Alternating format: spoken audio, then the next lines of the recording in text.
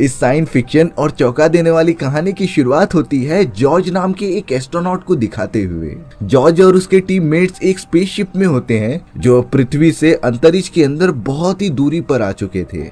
दरअसल बात यह होती है कि पृथ्वी पर कंट्रीज के बीच एक दूसरे में वॉर चालू हो गई थी, बल्कि इसमें तो कंट्रीज न्यूक्लियर बॉम्ब के साथ साथ बायोमेडिकल बॉम्ब भी यूज कर रहे थे, जिससे कि पृथ्वी का वातावरण पूरी तरीके से रेडियो एक्टिव हो गया। इसीलिए अब अंतरिक्ष में मौजूद एक नए प्लैनेट की खोज करने के लिए अमेरिका वालों ने अपने एस्ट्रोनॉट्स को इस मिशन पर भेजा था। जॉर्ज बताता है कि उन्हें अर्थ पर से निकले हुए कई साल बीत चुके हैं, लेकिन वो सब स्पेसशिप में मौजूद हाइपर स्लीप में चले जाते थे, जहां उनकी बॉडी पर समय का कुछ इफेक्ट ही नहीं पड़ता। यानी कि उनके लिए अंतरिक्ष के अंदर 1000 साल 1 साल के बराबर है। जॉर्ज तो अभी भी अपने कुछ साथियों के साथ हाइपर स्लीप में मौजूद होता है। स्पेसशिप के अंदर तो अर्थ का टाइमलाइन भी दिखा रहा था, जहां अर्थ पर कौन सा ईयर चल रहा है और कितना टाइम हुआ है ये पता चलता था। लेकिन उन एस्ट्रोनॉट्स को जरा भी अंदाजा नहीं था कि आगे चलकर उनकी जान खतरे में पड़ने वाली है। अब यहाँ अचानक से कुछ ही देर बाद स्पेसशिप के अंदर कुछ खराबी आ चुकी थी, जिससे कि स्पेसशिप का एआई खुद को बचाने के लिए पास ही में मौजूद एक अनजान प्लैनेट पर जाकर क्रैश हो गया था। जॉर्ज और उसके बाकी एस्ट्रोनॉट दोस्त मार्क और बेन भी हाइपर स्लीप से उठ जाते हैं और अब वो तीनों जल्द से जल्द स्पेसशिप से बाहर निकलने की कोशिश करने लगे थे।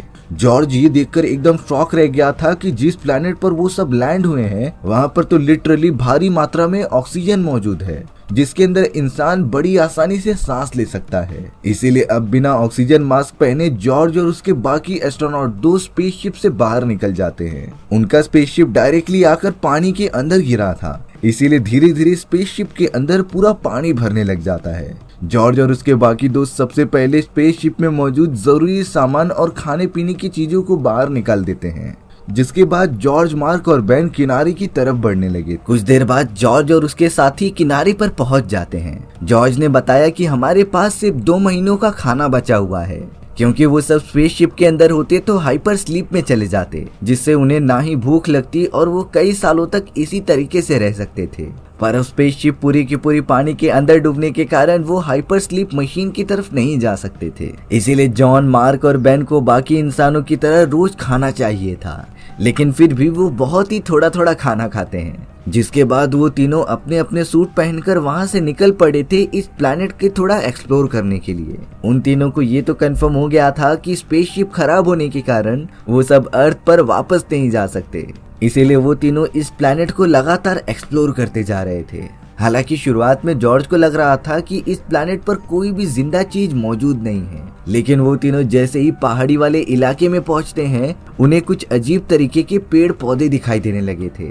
थोड़ी दूर और जाने के बाद उन्हें पहाड़ों में से निकलता हुआ एक बहुत ही बड़ा झरना दिखाई देता है, जिसमें बिना देरी किए उन तीनों ने डुबकी लगा ली थी। पता नहीं कितने सालों बाद वो तीनों एकदम अच्छी तरीके से नहा रहे हैं। वो तीनों तो पानी पीने और उनसे अच्छी तरीके से नहाने में बिजी रहते हैं। तभी हमें दिखाया गया कि एक ब्लैक कलर की आकृति उनके कपड़ों को चुरा रही थी। इस बात से बिल्कुल भी अनजान वो तीनों तो बड़े मजे कर रहे होते हैं। कुछ घंटों बाद बाहर आने पर उन्हें अपने कपड़े नहीं मिलते। उस जगह के चारों तरफ देखने के बाद भी उन्हें वो चोर नहीं मिलता जिसने कि उनके कपड़े चुराए थे। इसीलिए अब वो तीनों कैसे भी पेड़ पौधों की पत्तियां लगाकर आगे बढ़ने लगे थे। अब वो तीनों चलते चलते एक खुले एरिया में आ चुके थे, जहां ये देखने पर वो तीनों पूरी तरीके से शॉक रह जाते हैं कि उस जगह पर लिटरली इंसान मौजूद थे, लेकिन वो काफी अजीब बिहेव कर रहे होते हैं, जैसे कि वो सब कोई जानवर हो और अपना खाना ढूंढने आया हो। दरअसल ये होमो सेपियंस थे, जैसा कि हम इंसान शुरुआती दौर में हुआ करते थे, यानी कि इनका डेवलपमेंट इंसानों की तरह अभी तक हुआ नहीं था। होमो सेपियंस अपने प्रोटेक्शन के लिए झुंड बनाकर रहा करते थे और पेट भरने के लिए इसी तरीके से मैदान में निकल जाया करते थे। पर तभी अचानक जंगल में से कुछ अजीब तरीके की आवाजें आने लगी। सारे होमो सेपियंस तो झुंड बनाकर वहां से भागने लग जाते हैं और जंगल में से एंट्री हुई बहुत सारे एप्स यानी कि बंदरों की, जो लिटरली इंसानों की तरह बोल सकते थे और 2 पैरों पर चल सकते थे। वो सारे एप्स तो होमो सेपियंस का शिकार करते और उन्हें अपने साथ पकड़ कर लेकर जाते। इसीलिए अब उन एप्स ने जॉर्ज और उनके दोनों साथियों को भी पकड़ लिया था। दरअसल बात यह है कि इस प्लैनेट के ऊपर इंसानी सभ्यता उतनी डेवलप नहीं हुई है। प्लैनेट के ऊपर जो एप्स यानी कि बंदर थे उनका दिमाग काफी तेजी से विकसित हुआ और अब वो टेक्नोलॉजी के मामले में एडवांस हो चुके हैं। हालांकि उनकी ये टेक्नोलॉजीज मॉडर्न इंसान की सिविलाइजेशन को टक्कर नहीं दे पाई हैं, लेकिन फिर भी उन्होंने अपने प्लेनेट के इंसानों के कंपेयर में बहुत ज्यादा तरक्की की है। इंसानों की तरह एप्स ने उस प्लेनेट के ऊपर अपनी गवर्नमेंट बना ली थी, जैसे कि सिक्योरिटी डिपार्टमेंट्स, फाइनेंशियल डिपार्टमेंट्स और भी बहुत सारे। जॉर्ज तो उन चिंपैंजीज की ग्रोथ देखकर बहुत ही ज्यादा शॉक रह गया था। एक चिंपैंजी तो अपनी खुद की सेल्फी लेता रहता है। अब जॉर्ज और उसकी टीम के ऊपर रिसर्च करने के लिए वो सारे चिंपैंजीज उसे अपनी लेबोरेटरी यानी कि एक गुफा में लेकर आ जाते हैं। वो चिंपैंजीज भी इन तीनों इंसान को देखकर थोड़ा सा सोच में पड़ गए थे। इन्होंने अपने बॉडी को ढकने के लिए अजीब टाइप के कपड़े पहने होते हैं, जो कि इस प्लेनेट पर कहीं भी नहीं मिलते थे। साथ ही साथ जब जॉर्ज, माइक और बेन बात कर रहे होते हैं तो वो चिंपैंजीज ये समझ नहीं पा रहे थे, क्योंकि प्लेनेट के ऊपर जितने भी होमो सेपियंस होते थे उन्हें बोलना बिल्कुल भी नहीं आता था। इसीलिए अब उनके ऊपर डिटेल रिसर्च करने के लिए डॉक्टर जेन नाम की एक चिंपैंजी को बुलाया जाता है। डॉक्टर जेन को तो शुरुआत में जॉर्ज और बाकी सब होमो सेपियंस जैसे ही लग रहे थे, लेकिन जब जॉर्ज ने अपने मुंह से बोलना स्टार्ट किया कि हम बाकी लोग जैसे नहीं हैं और हमें जल्द से जल्द यहाँ से निकलना होगा, तब डॉक्टर जेन बहुत ही ज्यादा शॉक होकर अपने सीनियर को बुला लेते हैं। जॉर्ज इसीलिए वो सारी अजीब चीजें कर रहा था जिससे कि चिंपैंजीज उन्हें छोड़ दें, लेकिन चिंपैंजीज का सीनियर इतनी आसानी से कन्विंस नहीं होने वाला होता। जॉर्ज ने जो चिंपैंजीज को होश उड़ाने के लिए उन्हें एक मैजिक ट्रिक दिखाई, जिसमें कि एक लकड़ी के टुकड़े को जॉर्ज ने उनके हाथ से तुरंत ही अपने हाथ में ले लिया होता है। ये छोटी सी ट्रिक देखकर वो सारे चिंपैंजीज बहुत ही ज्यादा सोच में पड़ गए थे। डॉक्टर जेन को लगने लगा था कि सच में ये सारे लोग बहुत ही ज्यादा बुद्धिमान हैं, लेकिन सीनियर ये बात एक्सेप्ट नहीं करता। उन्होंने जवाब में ये कहा कि होमो सेपियंस हमसे हमेशा नीचे रहते आ रहे हैं और वो हमारी बराबरी नहीं कर सकते। जॉर्ज को भले ही जेल से बाहर नहीं निकाला जाता, लेकिन उसके इतने अच्छे प्रदर्शन के लिए जॉर्ज के जेल में एक खूबसूरत लड़की डाल दी जाती है, जिससे कि जॉर्ज अपना मनोरंजन कर सके और खुश रहे। यहाँ पर गौर करने वाली बात ये थी कि असली दुनिया में इंसान जिस तरीके से चिंपैंजीज के साथ बिहेव करते थे, सेम उसी तरीके से चिंपैंजीज इस प्लेनेट पर इंसानों के साथ कर रहे हैं। यानी कि एक तरीके से दूसरे डायमेंशंस में हम इंसानों को अपने किए की सजा मिल रही है। अब हमें दूसरी तरफ डॉक्टर जेन की फियांसे अमेंडा को दिखाया जाता है, जो जॉर्ज और बाकी लोगों के साथ पिंजड़े के पास आ चुकी थी। जॉर्ज तो अमेंडा का वेलकम करते हुए उसे सारी चीजें बताने लगा था। हालांकि अमेंडा उनकी बातों को समझने भी लगती है, लेकिन चिंपैंजीज और एप्स का सीनियर बिल्कुल भी नहीं चाहता था कि उसकी प्रजाति का कोई भी जॉर्ज और बाकी होमो सेपियंस से बात करे। और अब तो सीनियर ने गुस्से में आकर कुछ ही दिनों बाद ये ऐलान कर दिया था कि जॉर्ज, मार्क और बेन को खत्म कर दिया जाएगा, क्योंकि ये बोल सकते थे और अपने हाथों से इशारे करके बात कर सकते थे। ये सारी चीजें होमो सेपियंस के अंदर होती ही नहीं थी। सीनियर जरा भी रिस्क नहीं लेना चाहता था, इसीलिए वो उन तीनों को मरवाने के लिए कहता है। लेकिन यहाँ पर डॉक्टर जेन और उसकी फियांसे अमेंडा को उन तीनों पर भरोसा हो चुका था, इसीलिए अमेंडा और डॉक्टर जेन उन्हें जेल से छुड़ाकर अपने घर के अंदर लेकर आ जाते हैं। तब जाकर जॉर्ज ने उन्हें शांति से बताया कि हम सब पृथ्वी से आए हैं, जो इस प्लैनेट से कई लाइट ईयर्स दूर सोलर सिस्टम में मौजूद है। वहाँ पर हम इंसान बहुत ही ज्यादा डेवलप थे, लेकिन आपसी हमलों और युद्ध के कारण हमारी पृथ्वी धीरे धीरे खत्म होते जा रही होती है, और हम तीनों एस्ट्रोनॉट्स हैं जो अंतरिक्ष में इसी तरीके के अनोखे प्लैनेट्स को ढूंढने के लिए निकले थे।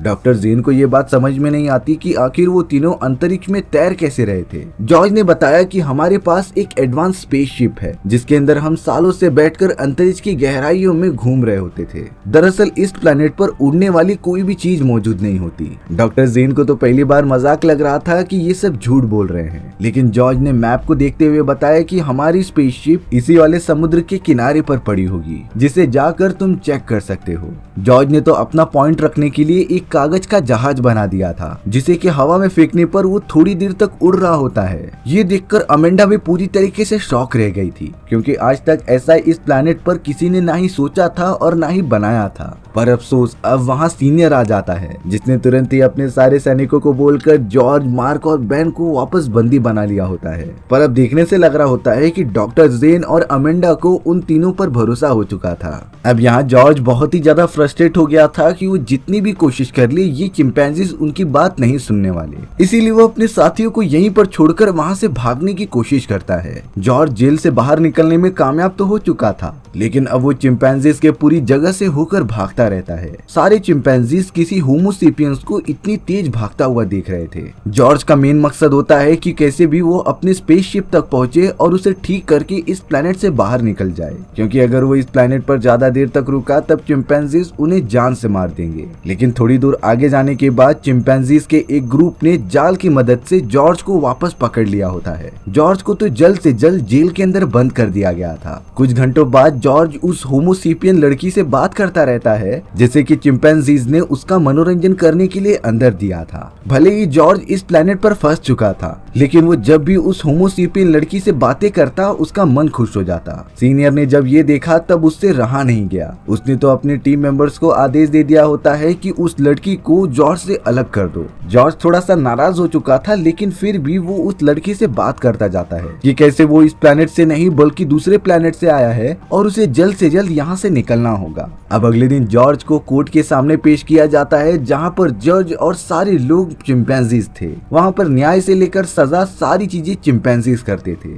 अब वो चिंपैंजीज का कहना था कि जॉर्ज और उसके दोस्त इसी प्लेनेट पर पैदा हुए हैं, लेकिन उनका विकास बाकी लोगों से काफी जल्दी हो गया, इसीलिए संतुलन बनाए रखने के लिए उन्हें जान से मारकर खत्म करना पड़ेगा। डॉक्टर जेन और अमेंडा जॉर्ज के साथ थे, जो ये बता रहे होते हैं कि जॉर्ज किसी दूसरे प्लेनेट से यहाँ पर आया है, जिसके पास उसकी स्पेसशिप भी मौजूद थी, और अगर वो तीनों इस प्लेनेट पर पैदा होते तब होमोसेपियंस की लैंग्वेज उन्हें जरूर आती। लेकिन सीनियर और बाकी मैनेजमेंट वाली चिंपैंजीज इस बात से राजी नहीं होते। उन्होंने तो बिना कुछ सोचे समझे जॉर्ज और उसके दोनों साथियों को जान से मारने का आदेश दे दिया था। जॉर्ज और उसके साथियों के साथ तो जानवर जैसा सलूक किया जा रहा था। उन्हें पट्टा पहनाया जाता है और गंदी जगह पर रखा जाता है। ये सेम टू सेम उसी जैसा हो रहा था जिस तरीके से चिंपैंजीज और जानवरों को जू में रखा जाता है। चिंपैंजीज ने तो अपना खुद का जू क्रिएट किया होता है, जिसके अंदर कोई जानवर नहीं बल्कि इंसान यानी कि होमोसेपियंस रहा करते थे। लेकिन अब यहाँ डॉक्टर जेन और अमेंडा नहीं चाहते थे कि जॉर्ज और उसके दोस्तों को मारा जाए, इसीलिए वो दोनों चोरी चुपके जॉर्ज और उसके सारे साथियों को आजाद कर देते हैं। उन्होंने जॉर्ज को रास्ते में जाने के लिए कुछ सामान दिए और वो लोकेशन भी बताया जहाँ पर उसे अपनी स्पेसशिप मिल जाएगी। जॉर्ज उस प्यारी सी होमोसेपियन लड़की जिससे कि उसे प्यार हो चुका था, वो उसे भी अपने साथ लेकर वहाँ चला जाता है।